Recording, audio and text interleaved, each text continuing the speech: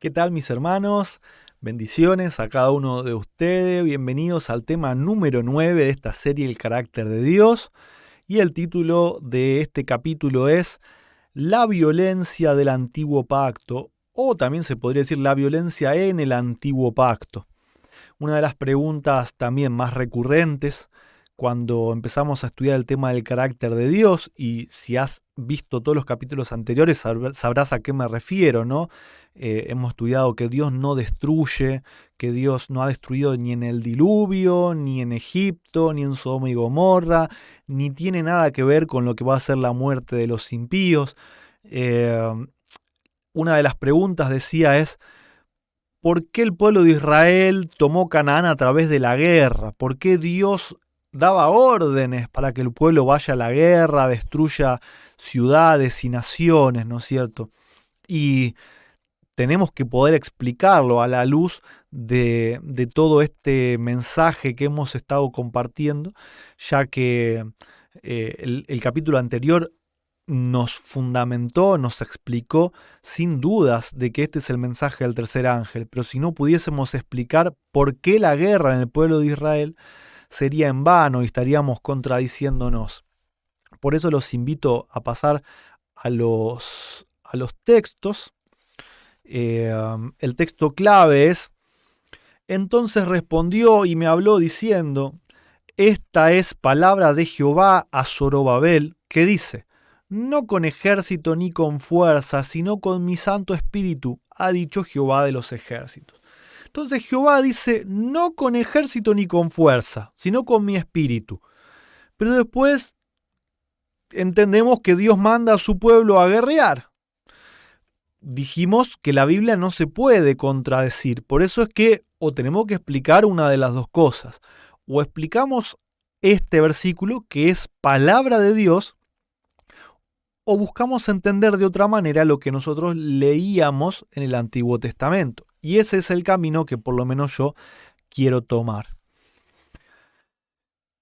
Para poder entender el Antiguo Pacto y el Nuevo Pacto, obviamente yo no voy a hacer una explicación ahora porque me llevaría mucho tiempo. De hecho, hay una serie que tiene 9 temas al respecto.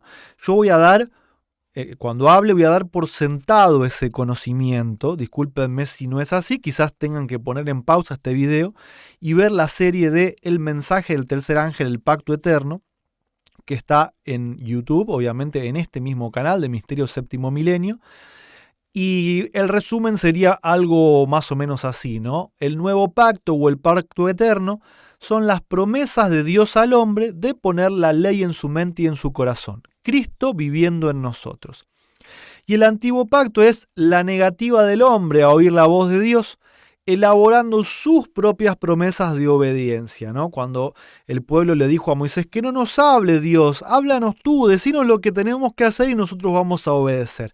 Eso es el antiguo pacto, ¿no? Que no proviene de Dios, pero que Dios lo acepta de parte del hombre para ver si el hombre va a cumplir. En Salmos 102:27 dice, mas tú eres el mismo y tus años no se acabarán. ¿Por qué puse este versículo en primer lugar? Porque muchos cristianos entienden que Dios cambió su forma de ser, que en el Antiguo Testamento era un Dios sanguinario que conquistaba a través de la guerra, que tiraba fuego y azufre sobre Sodoma y Gomorra, que inundaba el mundo para matar a las personas porque se había arrepentido de hacerlas, pero que después de que vino Jesús es como que se enterneció Dios de verlo a Jesús y ahora ya no destruye, ahora cambió, ahora es un Dios perdonador, de amor, de gracia. Sin embargo, la Biblia nos dice que Dios es el mismo y que los años de Dios no se acaban, que va a ser siempre el mismo. Y en Malaquías 3:6, Dios mismo dice, porque yo Jehová no me mudo, o sea, no cambio, y así vosotros, hijos de Jacob, no habéis sido consumidos. O sea, justamente porque Dios no cambia, los hijos de Jacob no fueron consumidos, nosotros no hemos sido consumidos. Santiago 1:17 dice, toda buena dádiva y todo don perfecto es de lo alto, o sea, de Dios, que desciende del Padre de las luces, en el cual no hay mudanza ni sombra de variación, y por los siglos tampoco la habrá, ¿no es cierto? Jesucristo es el mismo ayer y hoy por los siglos. Jesucristo que vino a representar el carácter del Padre.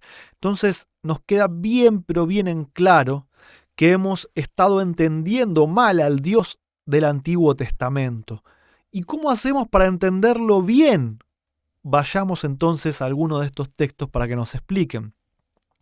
Jeremías 29:11 dice: «Porque yo sé los pensamientos que tengo acerca de vosotros, dice Jehová, pensamientos de paz y no de mal, para daros el fin que esperáis».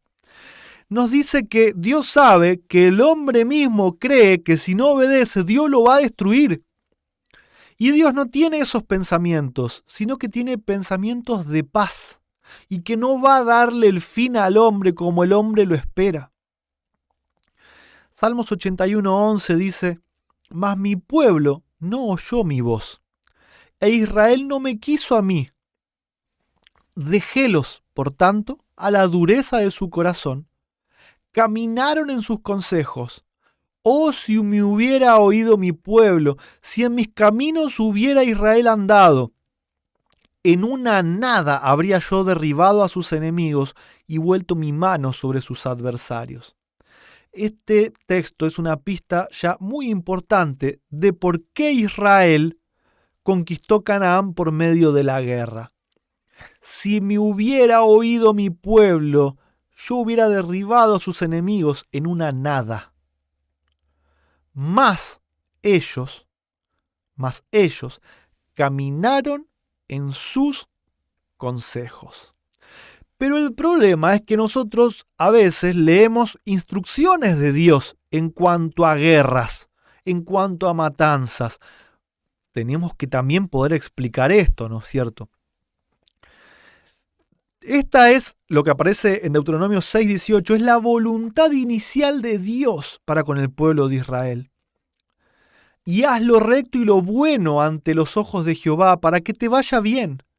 Entres y poseas la tierra, la buena tierra que Jehová juró a tus padres, para que Él arroje a tus enemigos delante de ti, como Jehová ha dicho.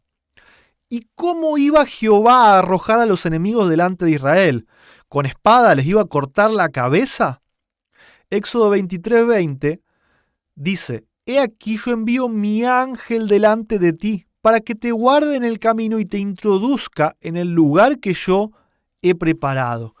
Entonces Cristo, que es el ángel de Jehová, iba a ir delante del pueblo, así como había estado cuando los egipcios los quisieron acorralar entre el Mar Rojo y las montañas para matarlos, y Cristo se puso como una columna de fuego para que sus enemigos no hicieran mal. Y esa columna de fuego no destruyó a los egipcios. Los egipcios solos se metieron al mar, que se cerró cuando el pueblo de Israel terminaba de pasar. Y esto quería Dios para Israel al entrar en la tierra nueva, que Cristo vaya delante de ellos. ¿Algo más para agregar? Sí. Éxodo 23:27. «Yo enviaré mi terror delante de ti y consternaré a todo pueblo donde entres y te daré la cerviz de tus enemigos». ¿Cómo? «Enviaré delante de ti la avispa, que eche fuera al heveo, al cananeo y al heteo de delante de ti. No los echaré de delante de ti en un año, para que no quede la tierra desierta y se aumenten contra ti las fieras del campo. Poco a poco los echaré de delante de ti hasta que te multipliques y tomes posesión de la tierra». Entonces, varias cosas para resaltar en este texto. Primero, el pueblo tenía que entrar y tomar la tierra. Dios no le dijo que vaya y pelee. Sin embargo, el pueblo, ¿qué hizo? Bueno, vamos a mandar espías. ¿Y los espías qué dijeron? Uy, pero son muy grandes, ¿cómo los vamos a vencer? Nunca Dios les dijo que vayan y que miren a ver si eran gigantes o si eran enanos o si sabían pelear. Les dijo: entren y tomen la tierra. Dios protege a todos los seres humanos, a todos.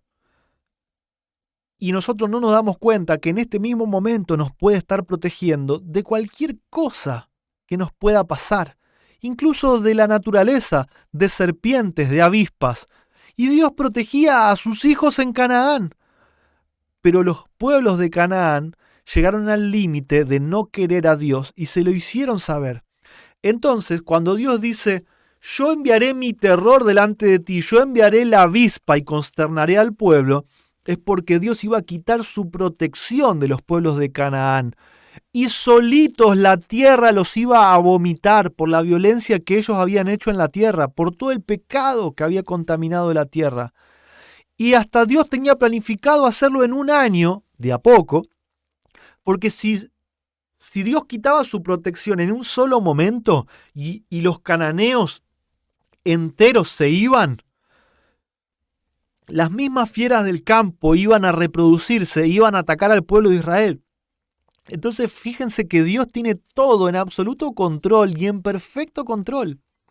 De a poco la misma naturaleza iba a hacer que los cananeos se corran y los iba a echar para que el pueblo de Israel entre y tome la tierra. Zacarías 4:6, el texto clave. Entonces respondió y me habló diciendo, esta es palabra de Jehová a Zorobabel que dice, no con ejército ni con fuerza, sino con mi espíritu, ha dicho Jehová de los ejércitos. Con mi espíritu o sin mi espíritu, podríamos decir. Porque cuando la gente no quiere el espíritu de Dios, entonces vive sin el espíritu de Dios. Y sucede lo que le iba a suceder a los cananeos. Y Éxodo 14:14 dice, Jehová peleará por vosotros y vosotros estaréis tranquilos. Pero nos dice cómo iba a pelear. Iba a desproteger a los enemigos del pueblo de Israel y la misma naturaleza los iba a expulsar. Fíjense que el lenguaje, cuando Dios dice, yo destruiré, yo consternaré, yo enviaré mi terror, yo destruiré a tus enemigos, siempre Dios aparece en este lenguaje, aparece haciendo lo que en realidad Él está permitiendo que suceda. No lo hace activamente, no va y destruye a una persona activamente, sino que quita su protección para que cada persona coseche lo que siembra. En Ezequiel 20:24 dice, porque no pusieron por obra mis derechos y desecharon mis ordenanzas y profanaron mis sábados, y tras los ídolos de sus padres se les fueron sus ojos. Por eso también les di ordenanzas no buenas y derechos por los cuales no viviesen.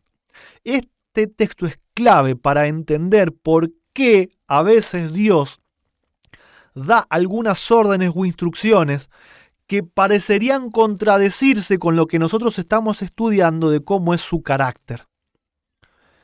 Dios da ordenanzas no buenas. ¿Y cómo es esto?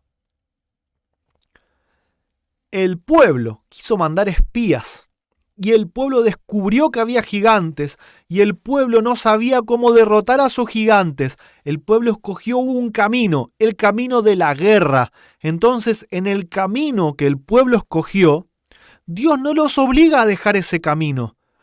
Y a pesar de su testarudez los sigue acompañando y le da ordenanzas no buenas. Y se me ocurre una ordenanza no buena que es cuando Dios les da rey, cuando ellos piden rey. Pero Dios no quería. Sin embargo dice, bueno, vayan y elijan a Saúl. Si hubiese sido yo, si yo no quiero rey y me piden un rey, yo no elijo nada, hagan lo que quieran. Sin embargo, Dios les eligió uno, a pesar de que Él no quería. Eso es un ejemplo de ordenanza no buena. Y lo mismo sucede con las guerras. Cuando ustedes encuentren instrucciones de Dios a su pueblo para hacer tal o cual cosa por medio de la guerra, es porque les da lo que ellos quieren. El pueblo quiere que Dios los dirija en la guerra, entonces Dios va y los dirige en la guerra, pero no es la voluntad de Dios. Ezequiel 20:39 dice, y vosotros, casa de Israel, así dijo el Señor Dios, andad cada uno tras sus ídolos y servidles, pues que a mí no me escucháis, y no profanéis más mi santo nombre con vuestras ofrendas y con vuestros ídolos. Acá el mismo Dios le dice, vayan, adoren ídolos. Es otro ejemplo de una ordenanza no buena, pero no significa que Dios quiera que lo haga, ¿sí? no es la voluntad de Dios. Sin embargo, Dios le da a cada uno lo que le pide. Algunas citas del espíritu de profecía. Patriarcas y Profetas 2:25, ¿no? Al dar muerte al egipcio, Moisés había caído en el mismo error que cometieron muchas veces sus antepasados. Es decir, había intentado realizar por sí mismo lo que Dios había prometido hacer. Por ejemplo, Abraham acostándose con la sierva de su esposa. ¿Sí? Dios le dijo a Abraham que iba a tener un hijo con Sara, y Abraham quiso ayudar a Dios acostándose con su sierva. Entonces Moisés cae en el mismo error que sus antepasados.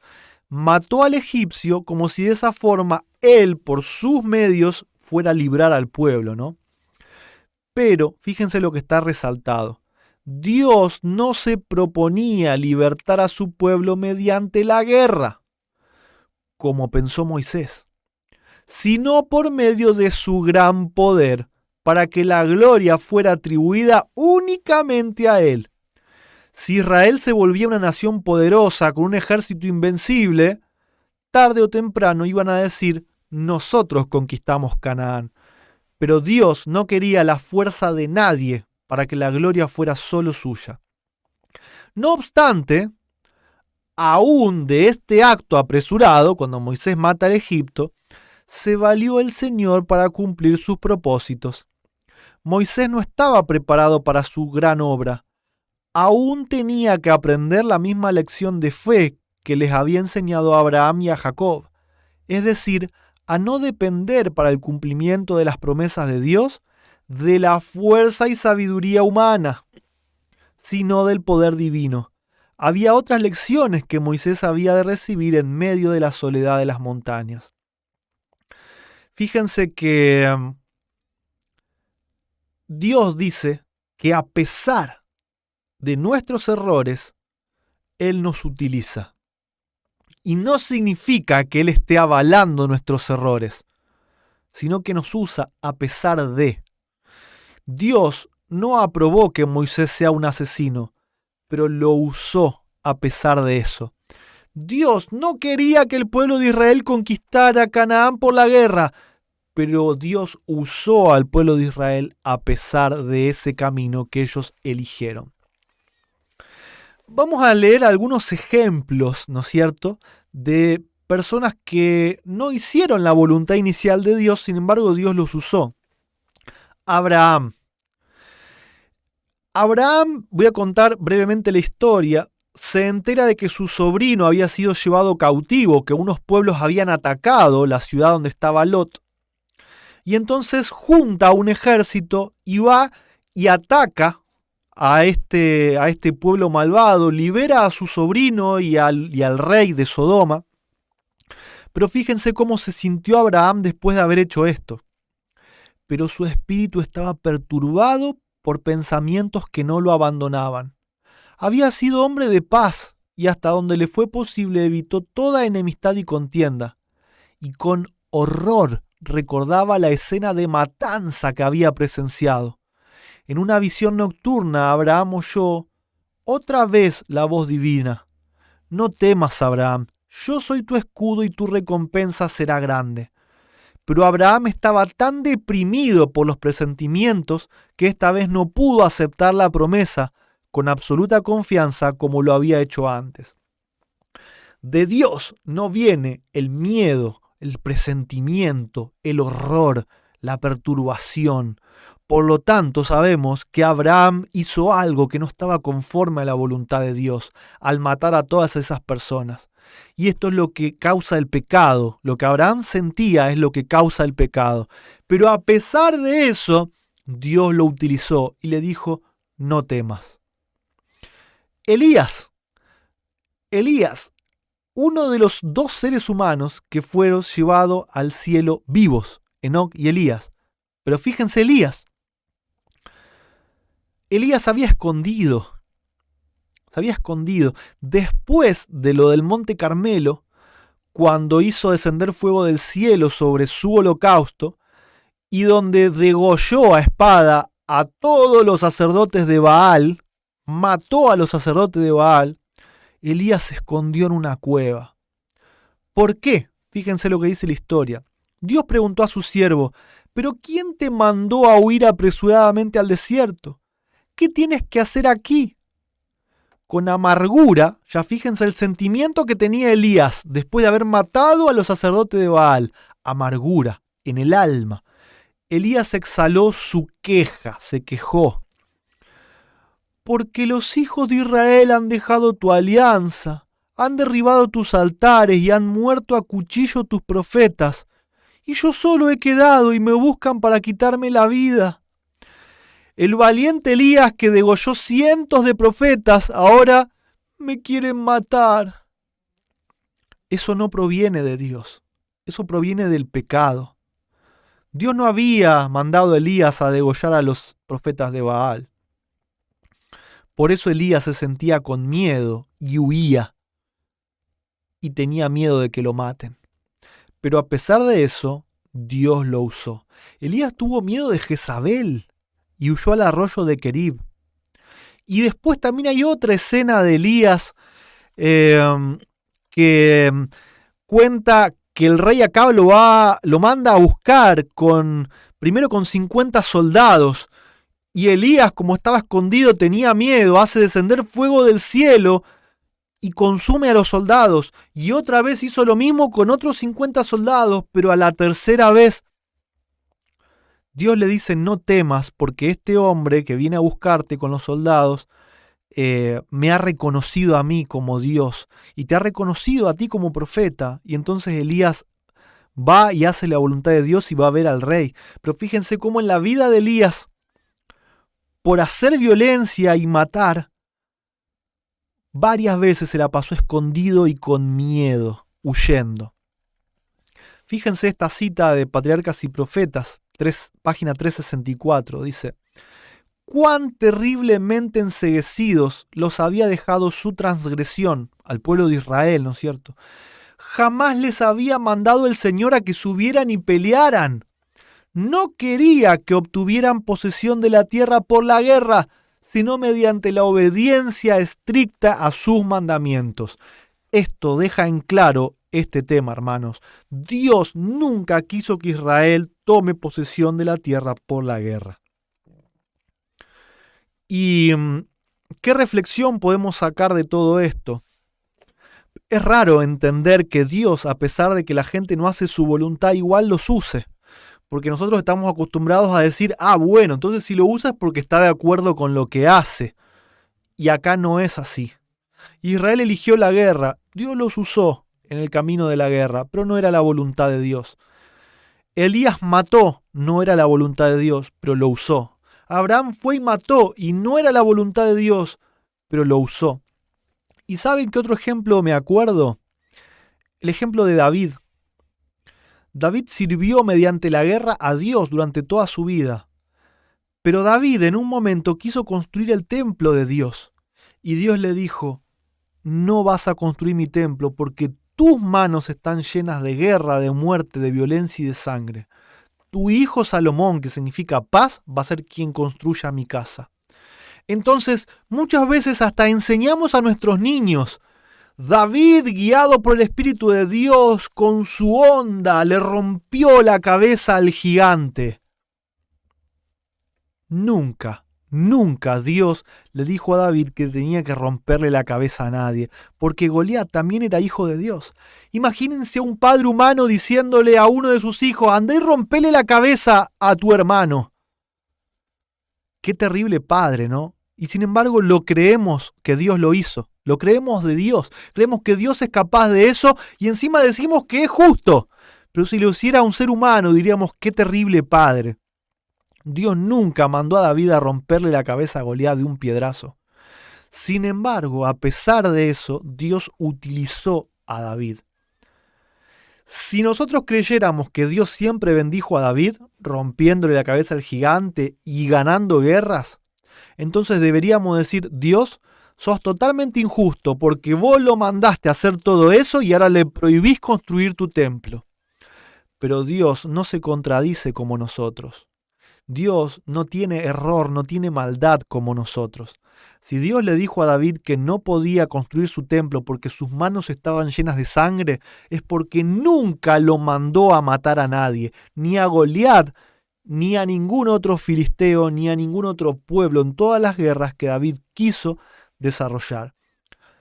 A pesar de nuestros errores, hermanos, a pesar de nuestros errores de carácter y a pesar de a veces hasta haber enseñado errores doctrinales porque estábamos creciendo en la luz, Dios nos usa a pesar de eso y no significa que haya estado de acuerdo con nosotros.